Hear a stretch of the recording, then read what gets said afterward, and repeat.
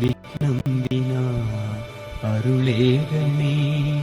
വിശ്വം സൃഷ്ടിച്ച വിശ്വേശ്വര പ്രഭു വിഘ്നം വിനാ അരുളേകണേ. കരുണാമയാ നിൻ കാരുണ്യദീപകം അരുണോദയം പോൽ വിളങ്ങിയിടണേ. കരുണാമയാ നിൻ കാരുണ്യദീപകം അരുണോദയം പോൽ വിളങ്ങിയിടണേ. വിശ്വം സൃഷ്ടിച്ച വിശ്വേശ്വര പ്രഭു വിഘ്നം വിനാ അരുളേകണേ. ഭാസുരമാനസം ഈശ്വരക്ഷേത്രം കനിവേറും നിൻ കൃപദയാ പൂരിതം. ഭാസുരമാനസം ഈശ്വരക്ഷേത്രം കനിവേറും നിൻ കൃപദയാ പൂരിതം.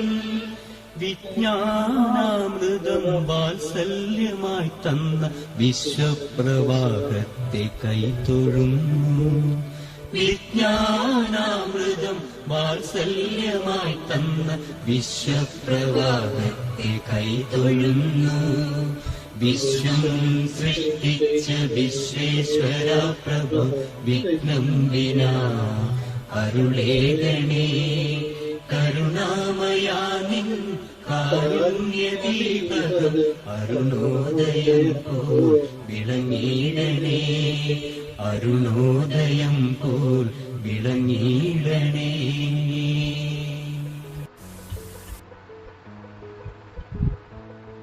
Welcome, AEON Study Circle, Ministry Mission AES, PACE MES Corp, Current Affairs, 02/03 January 2021.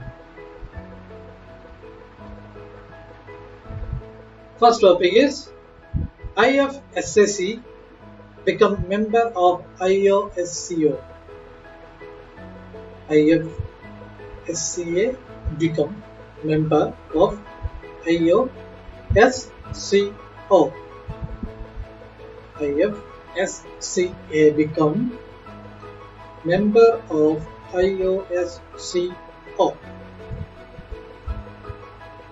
International Financial Service Center Authority IFSCA on 1st January 2021 said it has become an associated member of the International Organization of Security Committee IOSCO. The International Organization of Security Commissions works closely with the G20 and the Financial Stability Board in setting up the standard of strengthening the security markets. The International Financial Service Center Authority എന്ന് പറഞ്ഞ ഒരു സംഘടന അത് international organisation of security കമ്മീഷനിൽ അംഗമാണ്. അത് എന്താണെന്നും എന്തുകൊണ്ടാണ് അംഗമാവുന്നതെന്നും നമുക്ക് നോക്കാം. IFCSC എന്ന് പറഞ്ഞ international financial service centres authority. IOSCO എന്ന് പറഞ്ഞാൽ international organisation of security commission. ഇത് G20 ആയിട്ട് ഏറ്റവും കൂടുതൽ അടുത്തിരിക്കുന്ന ഒരു സ്ഥാപനം. ഇന്റർനാഷണൽ ഓർഗനൈസേഷൻ ഓഫ് സെക്യൂരിറ്റി കമ്മീഷനിലെ അസോസിയേറ്റ് അംഗമായി മാറിയതായി 2021 ജനുവരി 1 international financial service centre authority അറിയിച്ചു. സെക്യൂരിറ്റീസ് വിപണികളെ ശക്തിപ്പെടുത്തുന്നതിനുള്ള മാനദണ്ഡങ്ങൾ രൂപീകരിക്കുന്നതിൽ international organisation of securities commission, G20 financial stability board എന്നിവയും ചേർന്ന് പ്രവർത്തിക്കുന്നു. The IOSCO objective and principle of securities regulation have been endorsed by Financial Stability Board as one of the key standards for sound financial system. The membership of IOSCO would provide IFSC the platform to exchange information at the global level and the regional level on area of common interest. Further, the IOSCO platform would enable IFSCO to learn from the experience of best practice of the regulators of other well-established financial centers. The first international financial service centers in the country of be set up at the Gujarat International Financial City in Gandhinagar. To regulate such institution, the government established IFSCA on 27 April last year with the head office in Gandhinagar. In December 2019, Parliament passed a bill to set up unified authority of regulating all financial activities at IFSCS in the country. അപ്പം IOSCO എന്ന് അതിൻ്റെ പ്രിൻസിപ്പിളും അല്ലെങ്കിൽ objective എന്ന് പറഞ്ഞാൽ stability, financial stability ആണ് മൊത്തത്തിൽ ഉദ്ദേശിക്കുന്നത്. അപ്പം ഫിനാൻഷ്യൽ സ്റ്റെബിലിറ്റി പിടിച്ചു നിർത്താനുള്ള സ്റ്റാൻഡേർഡ് മെത്തേഡുകൾ, അതുപോലെ തന്നെ മറ്റ് ഫിനാൻഷ്യൽ ഇൻസ്റ്റിറ്റ്യൂഷനുമായിട്ട് ബന്ധപ്പെട്ട കാര്യങ്ങൾ, അതുമായിട്ട് ഉള്ള നിയന്ത്രണമാണ് IOSCO എന്ന് പറയുന്നത്. ഇത് ഫസ്റ്റ് ഇന്റർനാഷണൽ സർവീസ് സെന്റേഴ്സ് ആണ് ഇന്ത്യയിൽ. അത് Gujarat international financial centre gift ഗാന്ധിനഗറിലാണ് ഉള്ളത്. First international financial service centre ഉള്ളത് ഗാന്ധിനഗറിലാണ്. അതിന്റെ പേര് ഗിഫ്റ്റ് എന്ന് പറയാൻ ഗുജറാത്ത് ഇന്റർനാഷണൽ ഫിനാൻഷ്യൽ സിറ്റി. ഇത് കഴിഞ്ഞ വർഷം IFSCA വന്നത് കഴിഞ്ഞ വർഷം 2020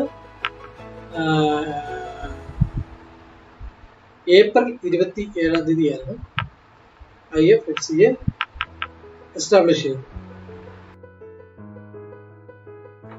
IOSCO ലക്ഷ്യങ്ങളും സെക്യൂരിറ്റീസ് റെഗുലേഷന്റെ തത്വങ്ങളും മികച്ച സാമ്പത്തിക സംവിധാനങ്ങളുടെ പ്രധാന മാനദണ്ഡങ്ങളായി സാമ്പത്തിക സ്ഥിരത ബോർഡ് അംഗീകരിച്ചു.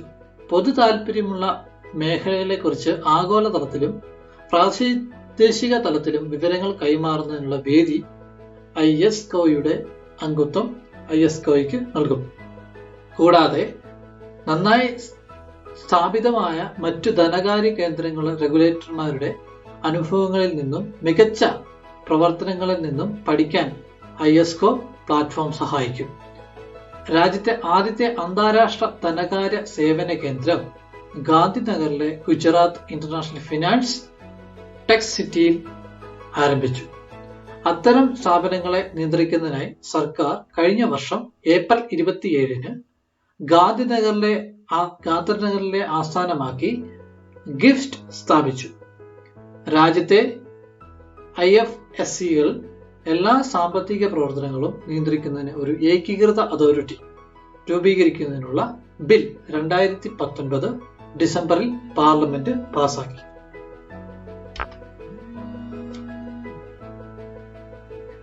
Hydrogen peroxide for rockets. ഹൈഡ്രജൻ peroxide for rocket. Hydrogen peroxide for rocket. The Indian Space Research Organization ISRO is looking at the green propulsion through hydrogen peroxide in its rockets that would take India into the space under its Gaganyaan mission. ISRO is working to replace its existing hazardous fuel with non-hazardous and environment-friendly fuel for its rocket and satellite. Since human will be inside the rocket, only non-hazardous fuel and not the hazardous one of the power the human space mission Gaganyaan rocket. From ഇന്ത്യയുടെ തന്നെ Indian space research organisation hydrogen peroxide ഫ്യൂവലായിട്ട് ഉപയോഗിച്ചത് ഗഗൻയാൻ മിഷനിൽ ഉപയോഗിച്ചിട്ടുണ്ട്. അപ്പം എന്തായിരിക്കും അതിന് കാരണം എന്ന് ചോദിച്ചാൽ നേച്ചറിനെ സപ്പോർട്ട് ചെയ്ത് ഗ്രീൻ പ്രൊപ്പൽഷൻ അതാണ്, അല്ലെങ്കിൽ നേച്ചറിനെ സപ്പോർട്ട് ചെയ്ത് ഒരു എൻവയോൺമെന്റൽ ഫ്രണ്ട്ലി ആയിട്ടുള്ള വേണ്ടിയായിരുന്നു ഇങ്ങനെയൊരു പ്രവർത്തനം ISRO നടത്തിയത്.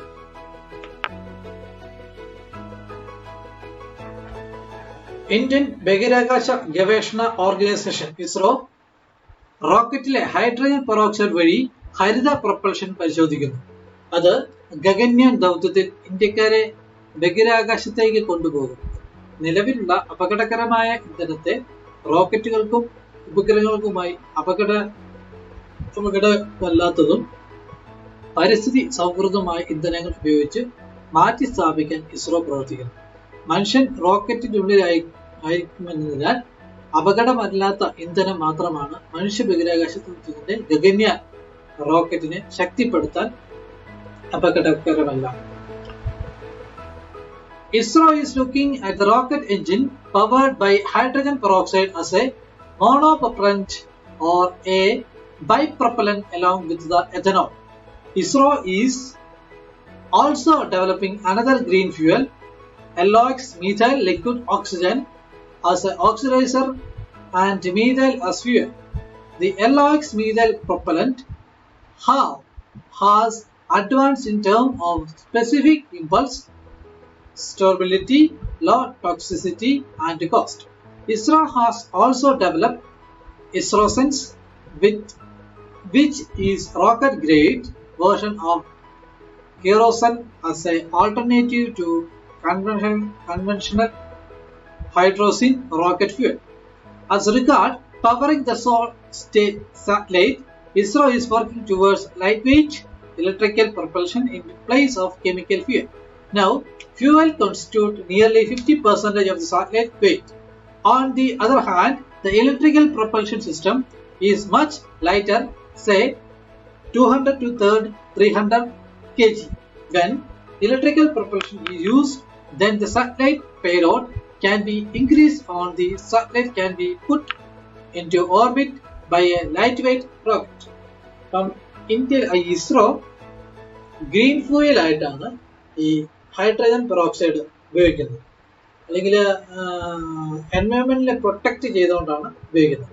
അപ്പൊ അതുപോലെ തന്നെ ഇതിന്റെ തന്നെ മറ്റൊരു വകഭേദം ആയിട്ട് ഉപയോഗിക്കുന്നത് AEON'S methyl liquid oxygen, അത് ഒരു ഓക്സിഡൈസർ ആയിട്ടാണ് ഉപയോഗിക്കുന്നത്. അതുപോലെ തന്നെ മീഥൈൻ ഫ്യൂയൽ ആയിട്ട് ഉപയോഗിക്കുന്നു. അതുപോലെ തന്നെ ISRO ഡെവലപ്പ് ചെയ്ത മറ്റൊരു ഫ്യൂയലാണ് ISROSense. ഇത് ഹൈഡ്രോജൻ റോക്കറ്റ് ഫ്യൂയൽ ആയിട്ട് കൊണ്ടുവരും. ഇതിന്റെ ഒരു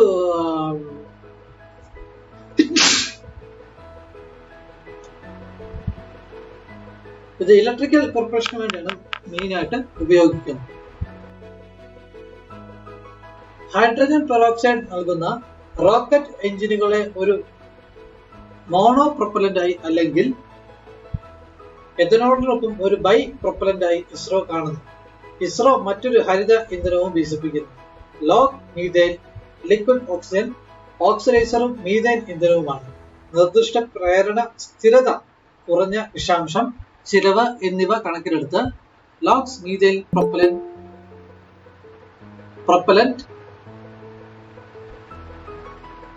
ISRO വികസിപ്പിച്ചെടുത്തിട്ടുണ്ട്.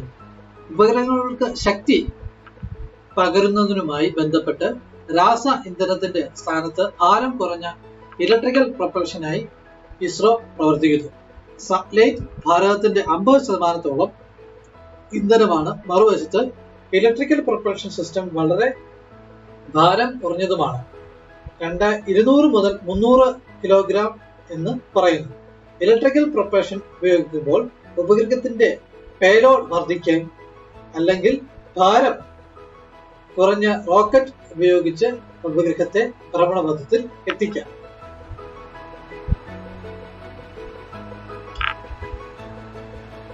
Next, India Pakistan exchange nuclear installation. India Pakistan exchange nuclear installation.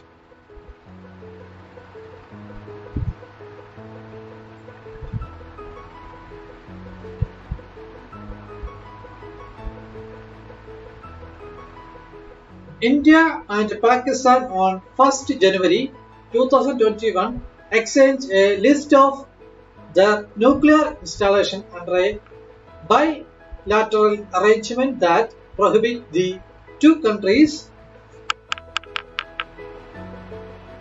from attacking each other's atomic facilities. The two countries exchanged the list of nuclear installation and facilities covered under the agreement on the prohibition of attack against nuclear installation and facilities between India and Pakistan, the Ministry of External Affairs. ഇന്ത്യയും പാകിസ്ഥാനും nuclear installation exchange ചെയ്യാൻ വേണ്ടി ഒരു bilateral agreement January 1, 2021 agreement ചെയ്തു. അത് nuclear installation facility എല്ലാം cover ചെയ്യുന്ന ഒരു ന്യൂക്ലിയർ ഡീലായിട്ടാണ് കണക്കുകൂട്ടുന്നത്. ഇന്ത്യയും പാകിസ്ഥാനും 2021 ജനുവരി 1 ഉഭയകക്ഷി ക്രമീകരണത്തിൽ തങ്ങളുടെ ആണവ സ്ഥാപനങ്ങളുടെ ഒരു ലിസ്റ്റ് കൈമാറി ഇന്ത്യയും പാകിസ്ഥാനുമുള്ള ആണവ ഇൻസ്റ്റാളേഷനും സൗകര്യങ്ങളുമായ ആക്രമണം നിരോധിക്കുന്നതിനുള്ള കരാറിന്റെ പരിധിയിൽ വരുന്ന ആണവ ഇൻസ്റ്റാളേഷനുകളും സൗകര്യങ്ങളും പട്ടിക ഇരു രാജ്യങ്ങളും കൈമാറിയതായി വിദേശകാര്യ മന്ത്രാലയം അറിയിച്ചു. This was done simultaneously through diplomatic channel in New Delhi and Islamabad. The exchange of the list came amid fostering tied between the two countries over the Kashmir issue as well as cross-border terrorism. The agreement was signed on 31st December 1988 and it's come into force on 27 January 1991. The pact mandated the two countries to inform each other of the nuclear installation and facility to be covered under the agreement on the 1st of January of every calendar year. This is the 13th consecutive exchange of the list, with the first one taking place on January 1st, 1992. ഇതിന്റെ ഒരു diplomatic channel വഴിയാണ് ഈ ഒരു എഗ്രിമെന്റില് ഇന്ത്യയും പാകിസ്ഥാനും ഒപ്പുവെച്ചത്, ഡൽഹിയും ഇസ്ലാമാബാദും. അതുപോലെ തന്നെ ഇതിന്റെ ഒരു എഗ്രിമെന്റ് എന്ന് പറയുകയാണെങ്കിൽ 1988 ഡിസംബർ 31 ഈ എഗ്രിമെന്റ് സൈൻ ചെയ്തത്. അത് ഫോഴ്സ് ചെയ്ത് വന്നത് നടപ്പിലായത് 27 ജനുവരി 1991 ആയത്. പിന്നെ ഇതിന്റെ ആദ്യത്തെ ഒരു സബ്മിറ്റ് കൈമാറിയത് ജാനുവരി 1, 1992 ഇത് ഇന്ത്യയുടെ 30ാമത്തെ ഒരു എക്സ്ചേഞ്ച് ആണ് ഇപ്പോൾ ഈ വർഷം നടക്കുന്നത്. ന്യൂഡൽഹിയിലും ഇസ്ലാമാബാദിലും നയതന്ത്ര ചാനൽ വഴി ഒരേ സമയം ഇത് ചെയ്തു. കാശ്മീർ പ്രശ്നത്തിലും അതിർത്തി കടന്നുള്ള ഭീകരതയിലും ഇരു രാജ്യങ്ങളും തമ്മിലുള്ള തണുത്തുറഞ്ഞ ബന്ധങ്ങൾക്കിടയിലാണ് പട്ടിക കൈമാറ്റം നടന്നത്. 1988 ഡിസംബർ 31 കരാർ ഒപ്പുവെച്ചു. 1991 ജനുവരി 27 ഇത് പ്രാബല്യത്തിൽ വന്നു. ഓരോ കലണ്ടർ വർഷത്തിലും ജനുവരി 1-ാം തീയതി കരാർ പ്രകാരം പരിരക്ഷിക്കപ്പെടേണ്ട ന്യൂക്ലിയർ ഇൻസ്റ്റാളേഷനുകളും സൗകര്യങ്ങളും പരസ്പരം അറിയാൻ കരാർ ഇത് ഇരു രാജ്യങ്ങളെയും നിർബന്ധിക്കുന്നു. പട്ടികയുടെ തുടർച്ചയായ 30ാമത്തെ കൈമാറ്റമാണ് നടന്നത്. ആദ്യത്തേത് 1992 ജനുവരി 1 നടക്കുന്നു.